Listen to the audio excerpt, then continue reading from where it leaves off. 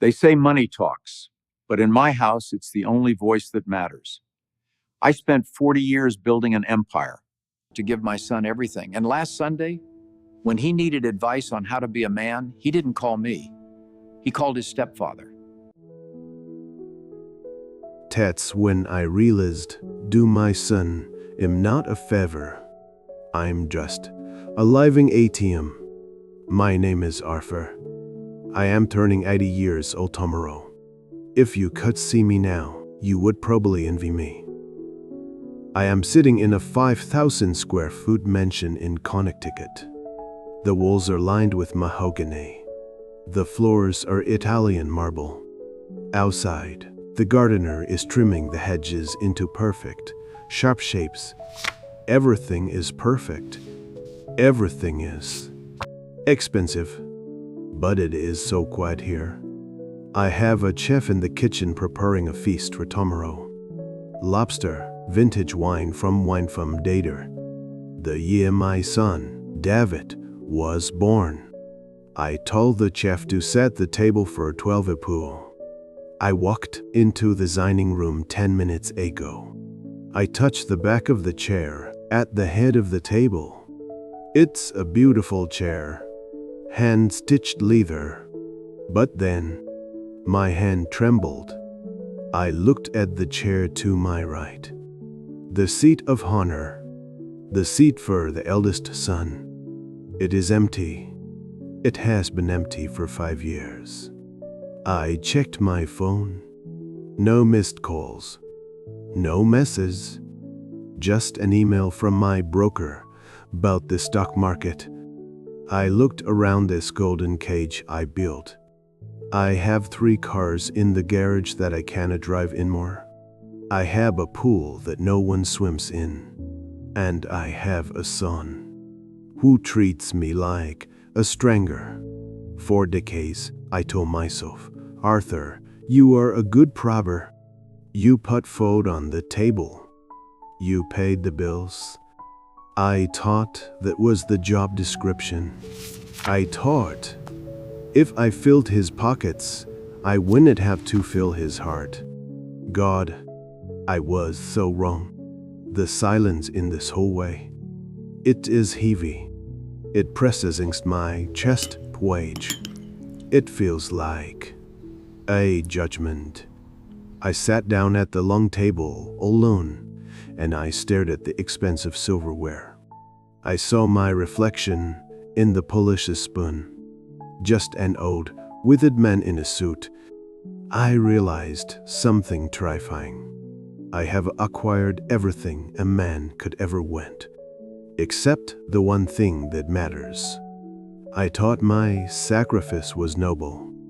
I thought working 80 hours a week was an act of love. But looking at that empty chair, I started to remember how it all began. The first brick I laid in the wall between us. It wasn't always like sis or May. Maybe I was just too busy counting money to notice the cracks in the foundation. I remember the day the distance started. It wasn't a fight. It wasn't a scream. It was a Tuesday evening in Nice, and a decision that seemed so small at the time, but it cost me everything. I thought providing men paying the bills. But the night, in a hospital room, I learned that your presence is the only currency a child truly values. And I was bankrupt. It was a rainy Tuesday in November, one of us. I was standing in my corner office on the 4th floor in Manhattan, staring down at the city lights. We were in the final hours of a hostile takeover, a deal that would secure my reputation on Wall Street for decades. The room smelled of stale coffee, anxiety, and greed. Suddenly, my secretary, Lina, burst through the heavy oak doors, her face pale. She told me, Mr. Blackwood, it's David. He took a bad fall at soccer practice. The coach says his arm is shattered. He's screaming for you. Time seemed to stop. My hand hovered over the telephone receiver. For a split second, I was just a feather who wanted to run to his terrified 10 moored by. But then, the intercom buzzed. The investors from Tokyo were on line 1, waiting for my final S. If I walked out the door, the deal would call its millions of dollars would evaporate. I looked at the blinking light on the phone, and then I looked at Lina. I made a calculation, a cold, regional pogenous, business calculation. I tied in my tie and said, I can leave now. Send Thomas. Have the driver take him to the best specialist at Mount Sinai. Tell the doctors to put everything on my tab. I went to best room, the best surgeon. I'll be there when I can. I didn't take Jid to the hospital until fast wide. Fruce died. The corridors were silent, smelling of antiseptic and sorrow. When I pushed open the door to room 4 Thurs, David was already asleep. His small body looked so fragile in that big hospital bed, his arm encased in a heavy white cast. But he once dead alone. Thomas, my driver, a man I paid $15 an hour, was sitting in the uncomfortable plastic chair next to the bed, holding David's good hand. Thomas looked up at me, his eyes tired and judgmental. He whispered, he cried for you, sir. He wouldn't let the doctors touch him until his dad got here. I had to tell him you were on a secret mission, just to get him to calm down. I felt a sharp stab in my chest, a sudden wave of nausea. I walked over and touched the cold plaster of the cast. I whispered, I'm sorry, son. But look, I got you the private room. I got you the best doctor. I tried to soothe my own conscience for the checkbook. I told myself I had fixed the problem. I didn't realize that while the bond would heal in 6 weeks, the trust had been shattered forever. That was the night David learned the hardest lesson of his life. He was due to enter their appointment in his father's calendar, one that could be restated if the price was right. I thought a grand gesture could erase the night. 5 years later, for his 16th birthday, I tried to buy his forgiveness with thinking every teenager's later. But instead of a thank you, I got a look of poor Herodith still hands my namers. I tried to cover the cracks in our relationship with cash. But I learned that day, you cannot buy a seat at the table of someone's hurt, even if the price tag is $80,000. 6 years of silence passed the hospital incident. We lived in the same house, but we were ghosts to each other. I paid the bills, he ate the food, and we barely spoke. Then came his 16th birthday. The big one. I saw this as my chance. My redemption arc. I didn't ask him what he wanted. I didn't need to. I was Arthur Blackwood. I knew what men wanted. Power, speed, status. On the morning of his birthday, I led him out to the circular driveway. The sun was gleaming off the hood of a brand new silver Porsche 911. It was magnificent, a Mason bull for envy. I dangled the keys in front of him, grinning like a king bestowing a kingdom. I expected him to jump, to scream, maybe to hug me for the first time in a decade. I waited for the gratitude that I felt I had purchased. But David just stood there. His hands were shoved deep into the pockets of his torn jeans. He didn't look at the car. He looked at me, with eyes that were terrifyingly over a 16-year-old. He said, quietly, Lee, I told you last month. All I wanted was that vintage Stratocaster guitar at the pawn shop downtown. It was $2,000, Dad. I felt my spine stiffen. I felt insulted. I snapped back, a guitar. Tasty zinged. David, This is an $80,000 piece of German engineering. Every kid at your prep school would kill for this. Stop being ungrateful. I tried to press the keys into his hand. He didn't take them. He let them drop. The keys hit the pavement with a harsh, metal clatter that echoed in the morning air.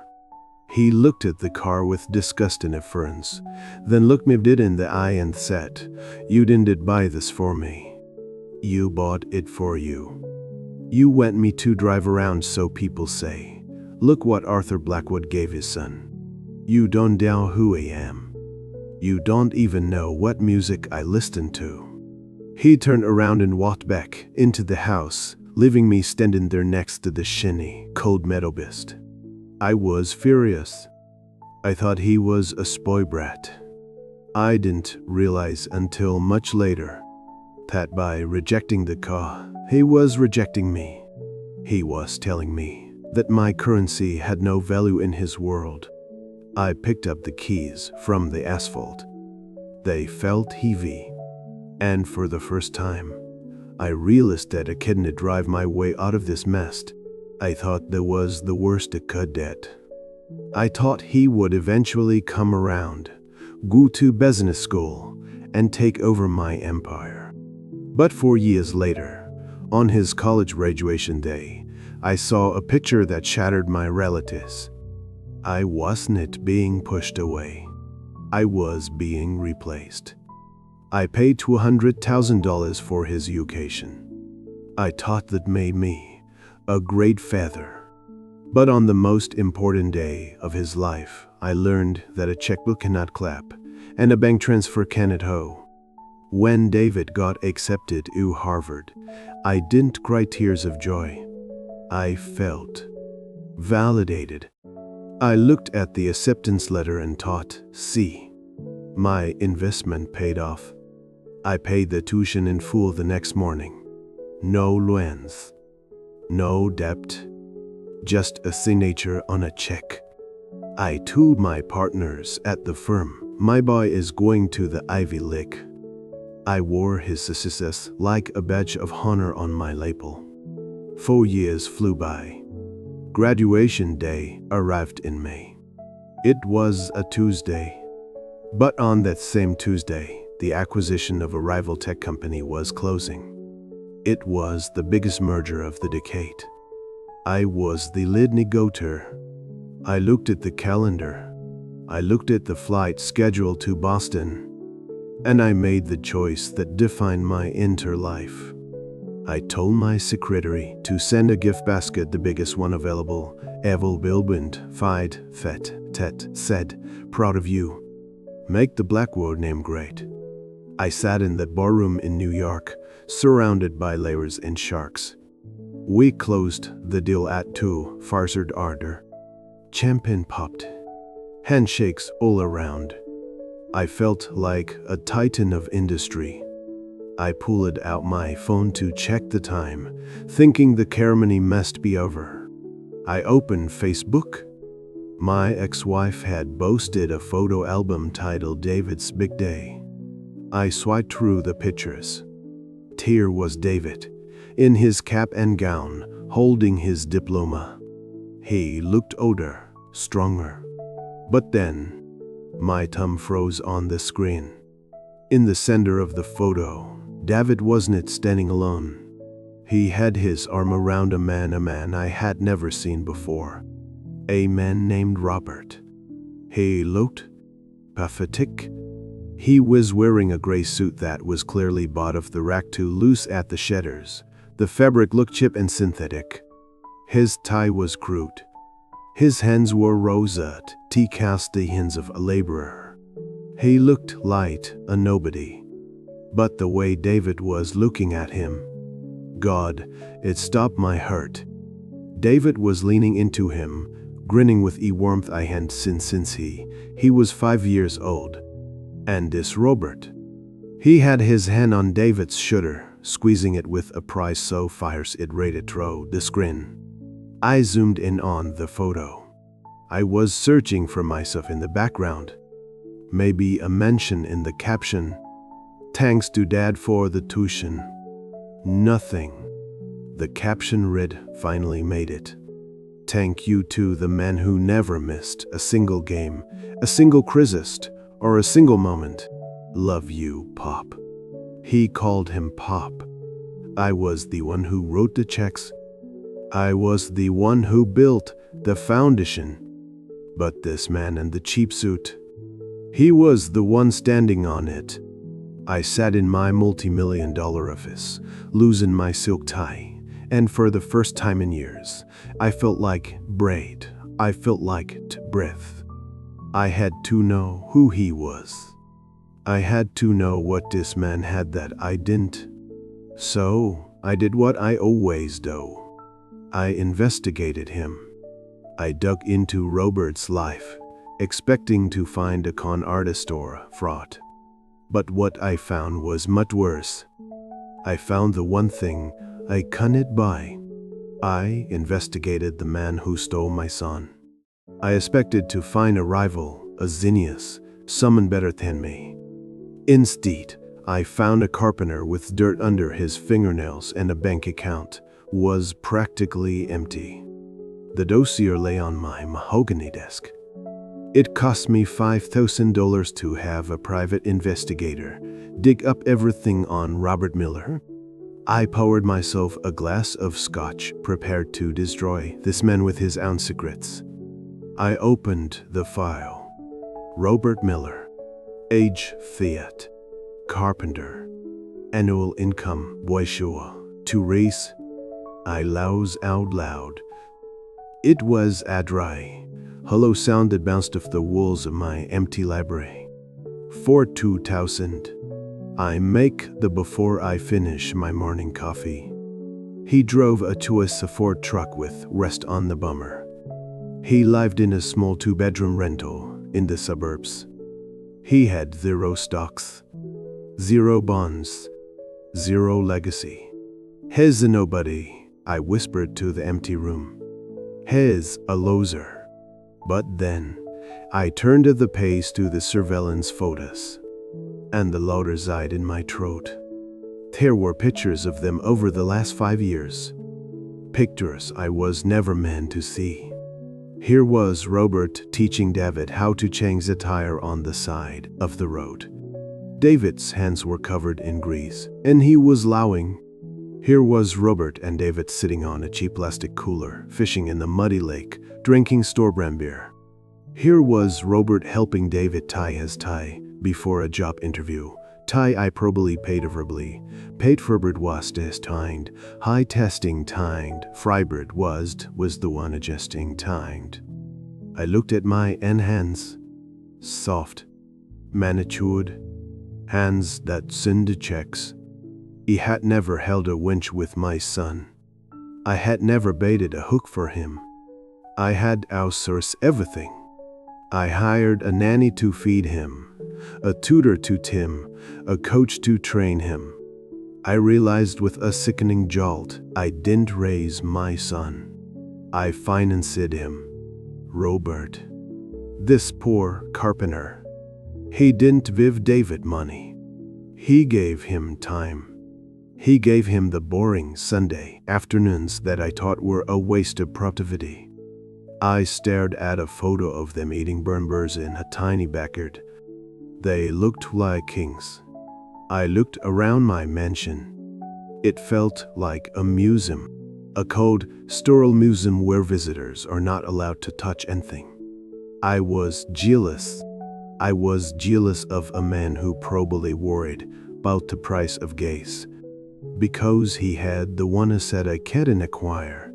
He had the password to my son's soul. I threw the file into the fireplace. I watched Robert's smiling face turn to us. I told myself it didn't matter. I was still the favor. I was the one with the blinding. But then came Father's Day. The day I waited for all year.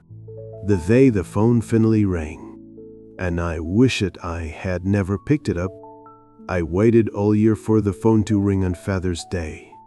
I wanted to hear, "I love you." Instead, I heard a business pitch, And the worst part, I was funding the happiness I would never be a part of. Father's Day arrived like a slow, suffocating fog. I sat in my leather armchair by the window from 8 to am Storsen Telfend, sparring to Tufend. I had rehearsed what I would say. I would tell him I was proud. I would tell him I missed him. The hours ticked by and I whined. Nothing. Finally, at Duwurzers 2 the screen lit up. David. Me heart hammered as missed my reps like a trap bird. I cleared my throat, trying to sound casual, trying not to sound like a lonely old man begging for crumbs. Hello, David. Happy Father's Day, I said, my voice trembling slightly. There was a pause on the other end. A hesitation. Then David spoke, but his tone warm. It was brisk. Professional. Hey, Dad. Thanks. Listen, I don't have much time, but I wanted to run something by you. I felt a cold drop in my stomach. He didn't call to catch up. He called with an agenda. He continued, you know Robert has been teaching me woodworking, right? Well, we found this old warehouse downtown. We went to renovate it, turn it into a high furniture shop. Robert has the craftsmanship, and I have the business degree. It's our dream, Dad. But the banks are tight right now. We need 50,000 for the startup capital. The room spun. I gripped the phone so hard my knuckles turned white. He wasn't asking for my blessing. He was asking for a loan. He wanted me, the man he ignored, to finance a business with him, the man he loved. He wanted my money to build a future with Robert. I tried to speak, but the words felt like broken glass in my throat. So, you and Robert, partners? I asked weakly. Yeah, David replied, his voice thinly filled with the excitement I had craved for myself. We're going to call it Miller T. Son. It's going to be great. So, can you help us out? I'll write up a formal land agreement. You leave it interest. Interest. He was talking about interest rates while my heart was breaking. He didn't see me as a feather. He saw me as a venture capitalist. He saw me as a resource to be mined. I closed my eyes, tears leaking out, and realized the ultimate tragedy. The only way I could be useful to my son was to make some to pay for Faffer. I wanted to scream. I wanted to say, go to hell. But I didn't. Because I knew if I said no, the phone would stop ringing forever. So I made the move that sealed my fate. I reached for my checkbook, not knowing that the signature would be the last thing I ever gave him. I stared at the check. $50,000 to fund a company named after an of man. It was the most expensive signature of my life, not because of the mine, but because of what it cost me in dignity. I hung up the phone and stared at the checkbook sitting on my desk like a loaded gun. Miller, son. The name echoed in my head, mocking me. My last name, Blackwood, would be nowhere on that sign, yet my money would be the concrete in its fouljance. My hand shook violently as I unscrewed the cap of my fountain pen Mont Blanc, worth more 10 Roberts, enter use, enter it. I wrote the date. I wrote the amount, $50,000. But when I got to the memo line, I froze. I wanted to write for my son. I wanted to write, please love me. Instead, I left it blank. Just like my relationship with him. I signed my name at the bottom. That signature. It used to mean power. It used to move markets. Now, It was just an admission fee, a ticket to remain on the periphery of his life. I realized then that I had lost the war long ago. Robert didn't steal my son. I drove my son to him in a luxury car paid for by my absence. I put the check in an envelope, sealed it, and felt a final, crushing white settle in my chest. I had just bought my son's future, but I had so my place in it. I am not his favor anymore. I am just his silent partner. I mailed the check, and now I sit here in the dark, surrounded by my empire of dust. The sun is setting on my life, and I have one final warning for anyone who is still listening. Don't make mistake. Don't let your legacy be a bank account. I built an empire of silence. Now, at the end of my days, I realized that while I was busy making a living, I forgot to make a life. Don't let your legacy become a bank account that your child wait for you to die to inherit. The sun has gone down now. The house is dark, save for the single lamp on my desk. I am surrounded by my achievements, the arts, the plaques, the newspaper clippings framed in gold. But tonight, they look like tombstones. They mark the death of the moments I missed. I realize now that I am not living in a home. I am living in a mausoleum. I am a ghost haunting my own life. To my son, I am already dead. I am just a mechanism that dispenses cash. And the tragedy is, I let it happen. I traded the bedtime stories for board meetings. I traded the baseball games for business trips. I thought I was sacrificing for him, but I was really sacrificing him.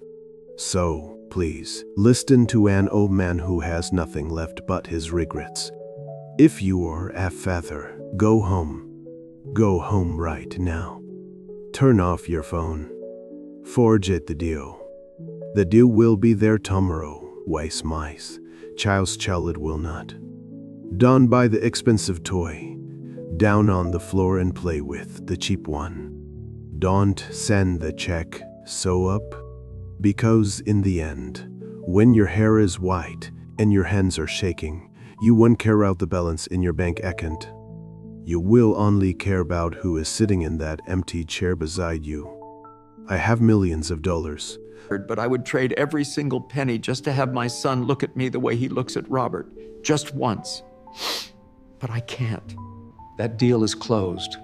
The market is closed.